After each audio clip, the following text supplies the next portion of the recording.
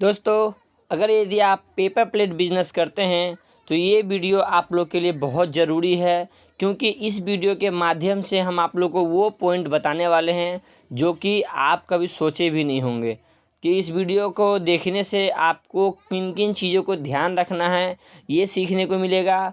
और कौन सी चीज़ आप मिस कर रहे हो ये भी सीखने को मिलेगा, क्योंकि इन्हीं सारी चीज़ों की वजह से बहुत लोगों का काम नुकसान हो जाता है और टाइम पे काम नहीं कर पाते हैं, वो बाद में उनको पछतावा होता है। तो आज इन्हीं चीज़ों के बारे में हम आपको बताएंगे।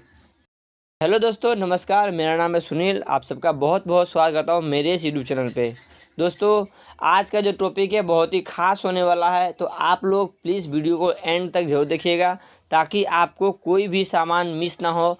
आज का जो टॉपिक है वो है कि आपको, अगर आप पेपर प्लेट मशीन चलाते हैं, पेपर प्लेट बिजनेस कर रहे हैं, तो आपको ये 10 चीज़ों को बहुत ज़रूरी है संभाल के रखना, और ये स्टॉक में होना चाहिए आपके पास में।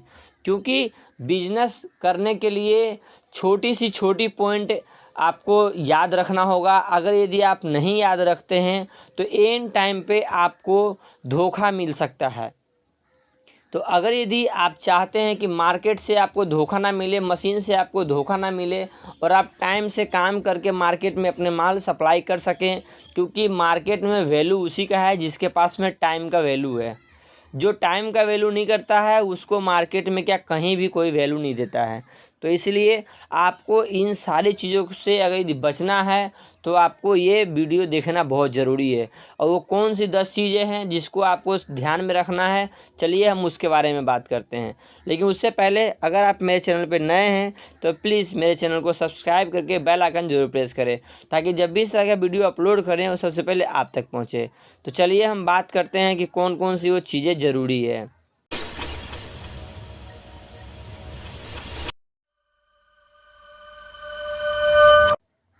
तो दोस्तों, मशीन चलाने के लिए आपको 10 जो पार्ट्स हम आपको बताने वाले हैं वो बहुत ही इम्पोर्टेंट पार्ट्स है। वो अक्सर क्या होता है कि ज़रूरत पे नहीं मिलता है, तो वो आपको एडवांस में ला के रखना है अगर आप इस काम को करते हैं, अच्छे से करना चाहते हैं। तो पहला जो पार्ट्स है वो आपको हीटर स्विच है, जो मशीन में लगा होता है, जिससे हम लोग हीटर कंट्रोल करते हैं, जिसे हम हीटिंग को बढ़ाते हैं घटाते हैं। वो स्विच अक्सर क्या होता है कि शॉर्ट होने की वजह से या फिर और किसी कारण की वजह से वो ख़राब हो जाते हैं, तो वो जल्दी मार्केट में नहीं मिलता है। वो चीज़ आपको स्टॉक में ला करके रखना चाहिए ताकि आपको काम में कोई समस्या ना हो। ये हो गया पहला चीज़। दूसरा चीज़ जो हो गया आपका वो है मशीन का बेल्ट, क्योंकि मशीन का बेल्ट चलते चलते मशीनें ज़्यादा अगर चल गया या फिर बेल्ट पलट रहा हो तो बेल्ट टूट जाती है। या फिर कई बार क्या होता है कि बेल्ट ना भी पलटे, तो अगर यदि मशीन कंटिन्यू चल रहा है तो बेल्ट की वजह से तो क्रैंक वाली मशीन चलती है, तो बेल्ट की वजह से चलती है। तो बेल्ट आपको अक्सर ला के 3 बेल्ट का सेट होता है मशीन में, 2 बेल्ट ऊपर वाले में पुली लगती है और 1 बेल्ट नीचे मोटर वाली में लगती है। तो ये तीनों बेल्ट आपको स्टॉक में ला करके रखना चाहिए, ताकि आपका अगर बेल्ट टूट गया हो तो आप फटाक से उसको मशीन को खोल के बेल्ट चेंज कर सकते हैं। क्योंकि एंड टाइम पे अगर आप बेल्ट लेने जाते हैं तो मशीन को 2 घंटे के लिए बंद करना पड़ेगा। उसके बाद जब आप बेल्ट डालोगे फिर आधे घंटे के लिए आपको उसको हीट में लगाना पड़ेगा, उसके बाद मशीन चलेगा। तब तक तो बहुत लेट हो चुका होगा और आपका माल जो है समय पे नहीं मार्केट में जा पाएगा।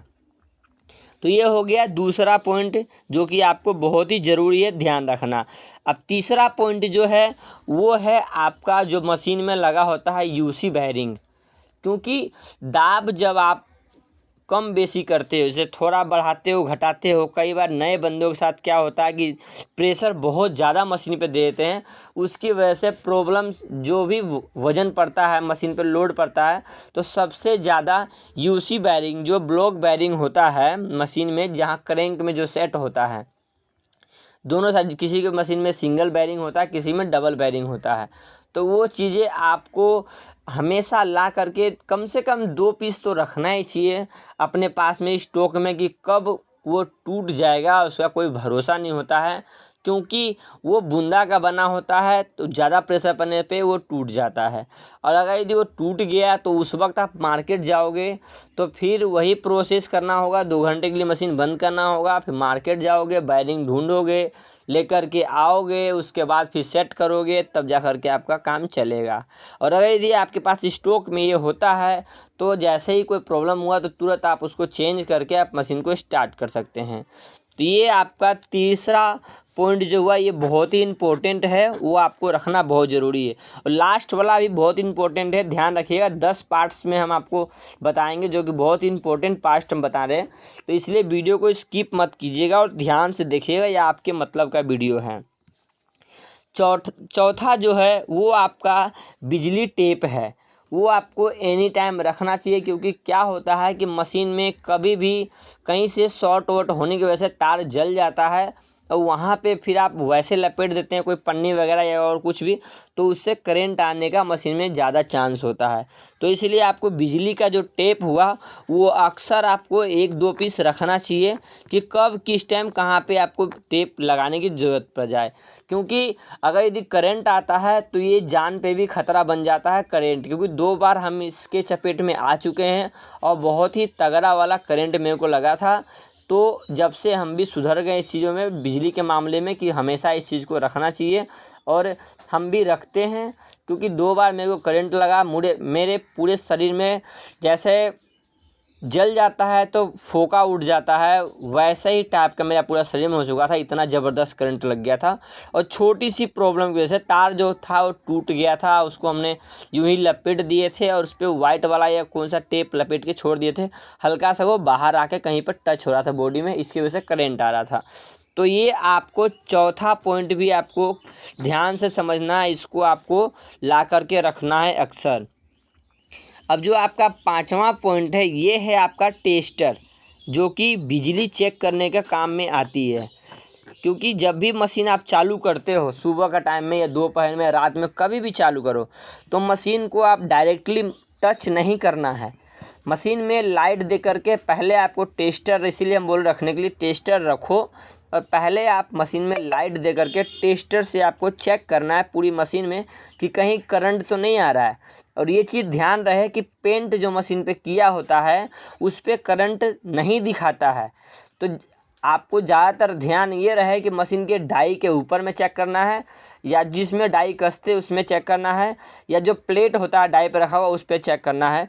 मतलब इस जगह पे, उस जगह पे आपको चेक करना है जहाँ पे पेंट कम हो या पेंट ना हो, क्योंकि पेंट किया हुआ मशीन पे, पेंट पे करंट कभी कभी नहीं दिखाता है और आप उसमें धोखा खा सकते हो। तो इसलिए आपको टेस्टर भी रखना बहुत ज़रूरी है इस बिज़नेस के लिए।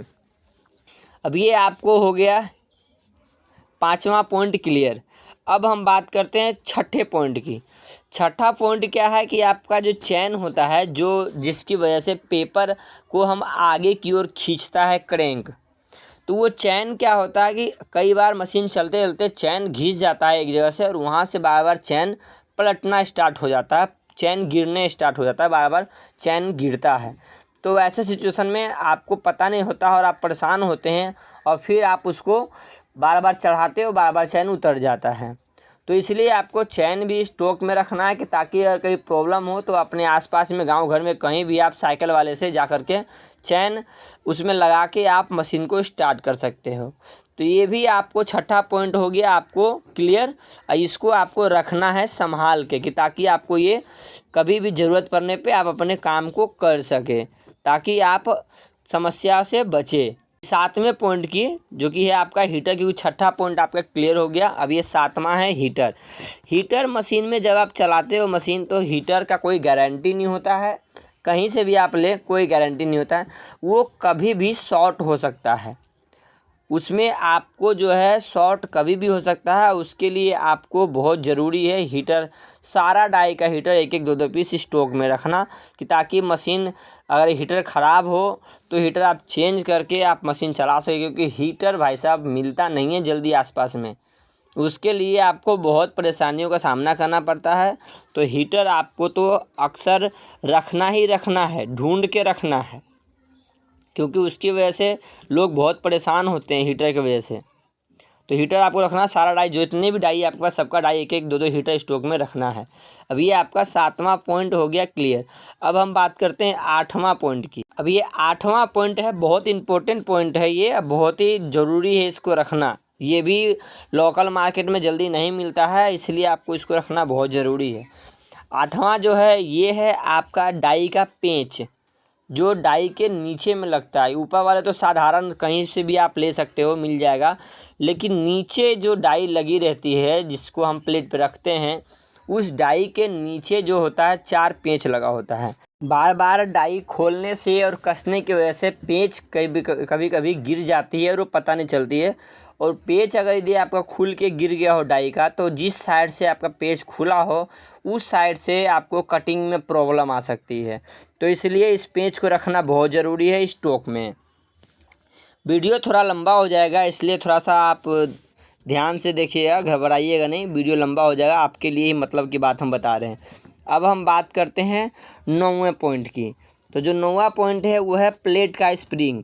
बहुत लोग का जो मशीन है उनका स्प्रिंग पे है प्लेट लगा हुआ, तो आपको उस चीज़ पे भी ध्यान देना है, क्योंकि जो प्लेट का स्प्रिंग होता है वो आपका कभी भी टूट सकता है, मशीन चलते चलते वो टूट जाता है।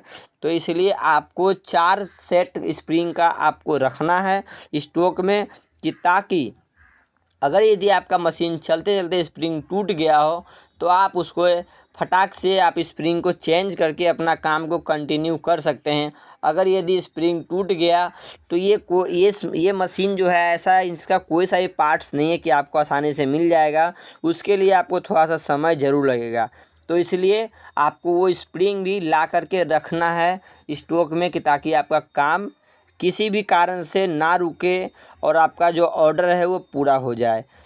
अब हम बात करते हैं पॉइंट नंबर 10 की। 10वें नंबर पॉइंट का जो है वो भी बहुत ही इम्पोर्टेंट है, ध्यान दीजिएगा, क्योंकि ये सारी चीज़ जो हम बता रहे हैं आपके फ़ायदे के लिए ही है। 10वां नंबर का जो है वो आपको ध्यान देना है, ये है आपका चैन का स्प्रिंग, जिसकी वजह से पेपर का साइज़ जो है हमारा, पेपर जो है हमारा होता है उसको आगे खींचने का प्रोसेस करता है ये चैन। तो चैन क्या होता है कि चैन में स्प्रिंग लगा होता है, उसकी वजह से चैन अप डाउन होती है। तो अगर यदि स्प्रिंग टूट जाए या फैल जाए, क्योंकि जब ये मशीन चलती है तो हमारे साथ तो कई बार हो चुका है कि चलते चलते मशीन जो चैन है वो टूट जाता है या फिर वो फैल जाता है, बड़ा हो जाता है।